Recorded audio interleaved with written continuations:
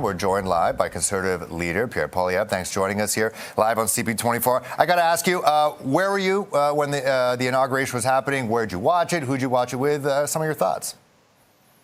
I've been traveling throughout Quebec, meeting with small business leaders and workers, and just basically sharing a Canada First plan.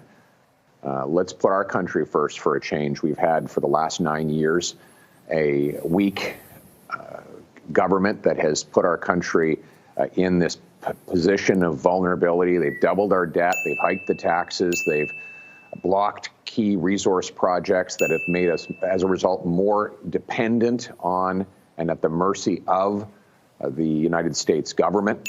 What we need is a bring-it-home economic tax cut that's going to leave more money in the pockets of entrepreneurs, investors, workers, home builders, so that we can have a stronger economy and stand on our own 2 feet for a change. And doing that, obviously, you want Canada first. You want to help entrepreneurs, and we've talked to a lot who want to enter into the U.S., but they're kind of skeptical right now with these potential tariffs. So if elected as Prime Minister down the line, whenever that election is, what would your strategy be to work with President Trump? Well, first and foremost, we would unfortunately and reluctantly have to retaliate against tariffs applied to our businesses. And then we would go to the grassroots American economic interests that are on our side.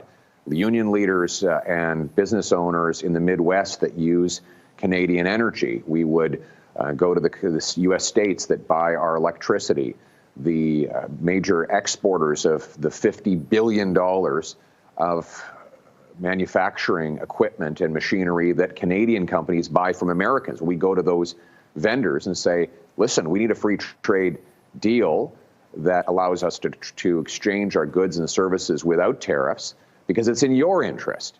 And that kind of pressure from the ground up will, I think, help convince President Trump to make a deal that will be both good for Canada and the United States. He is, after all, a deal maker.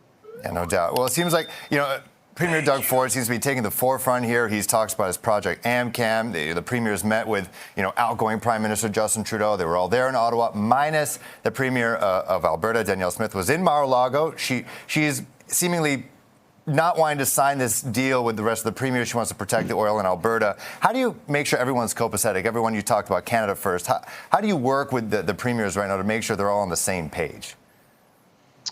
Well, you need a strong Prime Minister for that. Can you name one governor that's been leading the charge on the American side of this? Good question. No, because the states, the separate states, are not all speaking different messages. They have one strong, nationally elected leader with a new mandate. You were correct. And on this side, we have a weak, effectively former Prime Minister who's thoroughly discredited and widely unpopular. You were right. He has no credibility with anyone. You're right again. And then you have a squabbling group of other Liberals fighting for political power. It's fact.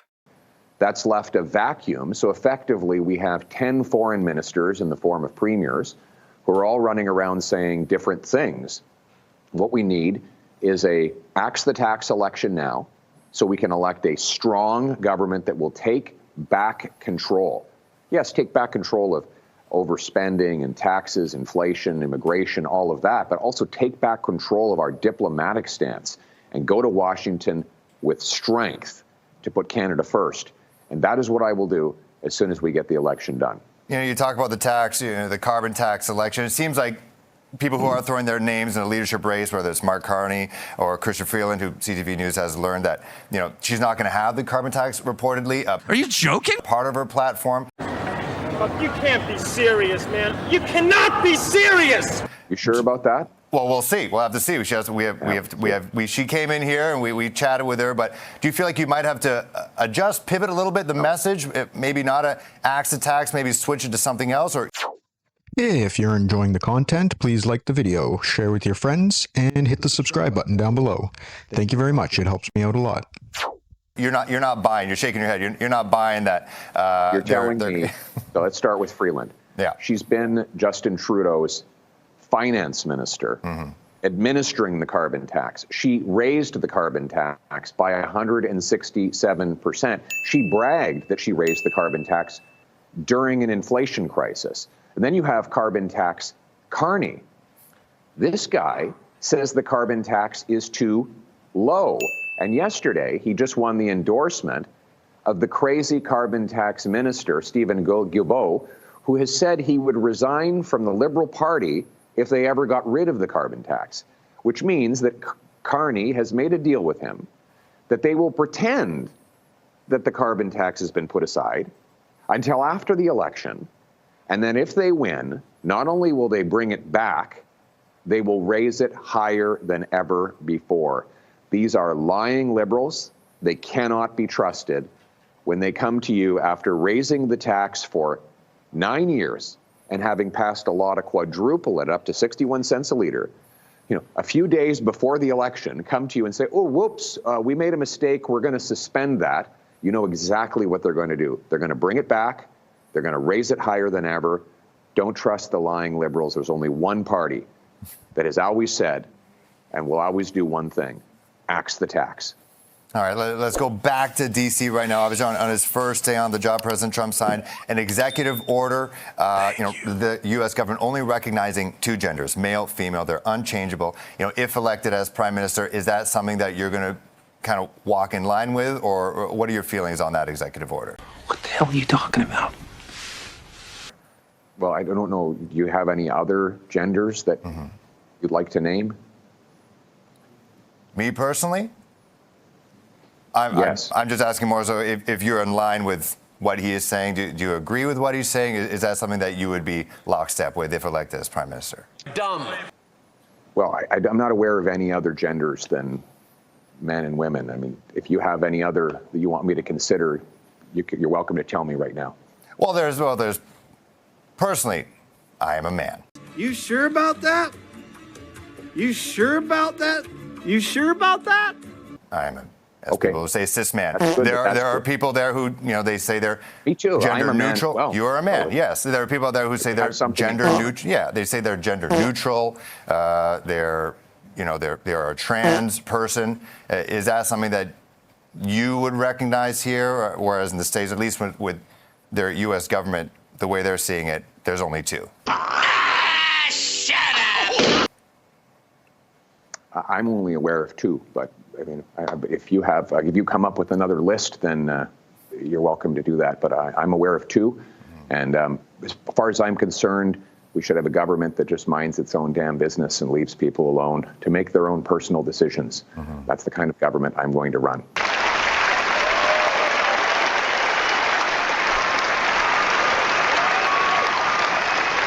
And with that, the current government, they currently have passports that allow people to put on, gender neutral on their passport. Are you kidding me? Advocate groups want the government, mind you, the outgoing government, to ask the U.S., would the U.S. recognize these passports, obviously on their way out? Are you kidding me? If you are the next prime minister, is that something that you would advocate for? I have to be honest. Yeah. I have to be honest with you. I just saw your segment on homeless encampments that are popping up all over Toronto. We've got 25% of our population in poverty. Housing costs have doubled. Crime is rampaging through our streets. I just find it to be a strange priority to spend time talking about this. My priority is to give people back control of their lives, bring back Canada's promise that anyone who works hard gets a powerful paycheck and pension that buys affordable food, gas, and homes in safe neighborhoods. That's the promise we need for Canadians. If Liberals want to talk about different labels for gender that they want to put on passports in the United States, they can do that. I'm going to talk about the things that will bring home Canada's promise. From the grassroots bottom up, we are here today to throw our support behind Vice President Kamala Harris. Okay. And you know what? Let's talk about housing, because I'm not upper middle class. I don't even know what I am right now, but making ends meet for a lot of people is very hard. So, What the fuck are you talking about? we understand some of your plan for housing, giving incentives for municipalities to building such. Canada's massive. A lot of our population is by the border. Is there anything we could? This is something I've thought about, just driving around Canada, specifically in BC, going north. Yeah. There's a lot of land out there. Is there something that, if elected as Prime Minister, could be implemented that we can start building more homes? I think you're a retard. Like elsewhere, Yes. places where there's really not much infrastructure built right now. Yes, this is a very good question. First of all, I just want to get out of the way one thing. I want to axe the sales tax on new homes to save you up to $50,000. I also want to incentivize municipalities to speed up permits, free up land, and cut development charges to build. The provinces should be pressured to take their sales tax off. Those combined changes would save hundreds of thousands of dollars on each home. But you're right. We have the second biggest landmass in the world.